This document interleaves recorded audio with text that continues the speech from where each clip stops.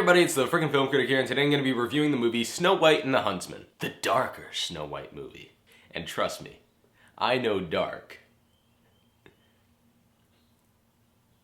Wait. So Snow White and the Huntsman tells the already familiar tale of Snow White with a twist. The evil queen this time is played by Charlize Theron, who discovers that in order to live forever, she has to take and consume, I believe, the heart of Snow White. Snow White, who is already imprisoned by the queen, finds out about this and decides to run off, which is when the evil queen decides that she must summon a huntsman to find and capture Snow White. And the huntsman is played by Thor. It's only when Thor finally goes out to get Snow White does he realize that even if he does bring her back, he's not going to get anything in return. So he figures he might as well just help Snow White get an army and defeat the evil queen once and for all. What were my thoughts on Snow White and the Huntsman? Well, I'm so glad you asked.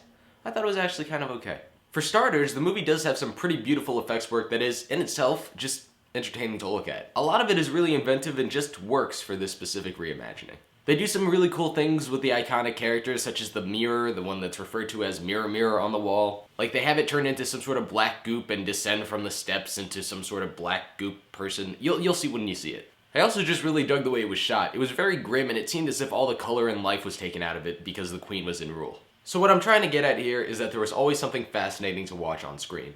Especially towards the end of the film, which was directed beautifully, but all too familiar to another, much better fantasy film. I'm trying to think of it. Oh yeah, Lord of the fucking Rings? The ending of the movie up until the confrontation between Snow White and the evil queen might as well have been the Battle of Helm's Deep. It's crazy how derivative of that scene it was. And of pretty much the whole Lord of the Rings movie. There weren't just Lord of the Rings allusions, though. There were allusions to Harry Potter and Game of Thrones. Maybe I'm just thinking Game of Thrones because of all the dwarves, though. As derivative as it was, it still managed to be mildly entertaining. It doesn't mean that there weren't other problems with it. It seemed like after the 30-minute mark, the movie started to drag a little bit. It eventually just ended up taking the life out of me because it was just so boring. I was like, okay, yeah, we get it, this universe is dark. We all know that in movies where there is darkness, there needs to be some light, which is why when the dwarves are introduced, it kind of seemed as if the movie was kind of kicking itself and saying, hey, you know what, have some more fun with this.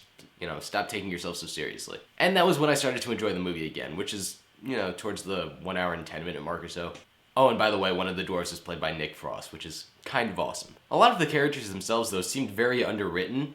I know I shouldn't be complaining about this with a Snow White movie where the characters are kind of meant to be generic, but when you try to give some characters backstory, you definitely got to expand on it. What I'm getting at is, like, towards the beginning of the film, they try to really delve into the evil queen's character and why she's so evil, and they give her a flashback to try to explain why she got to where she was, but it really didn't actually explain anything. It was actually very vague and not clear at all. It kind of makes her motivation for wanting to live forever all the more confusing. The acting is okay from everyone. Charlize Theron, I thought, kind of overplayed the character of the evil queen. She tried a little bit too hard to be evil. She was screaming every minute she got. She was like, where is she? And, you know, Kristen Stewart was alright. Chris Hemsworth was alright. Again, they were just very underwritten. They're not really given all that much to do except to be brave and fight for their kingdom.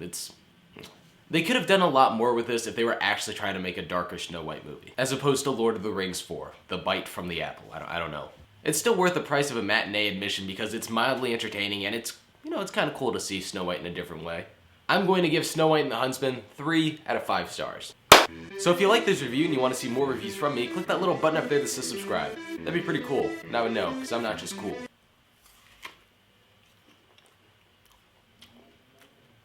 I'm freaking awesome.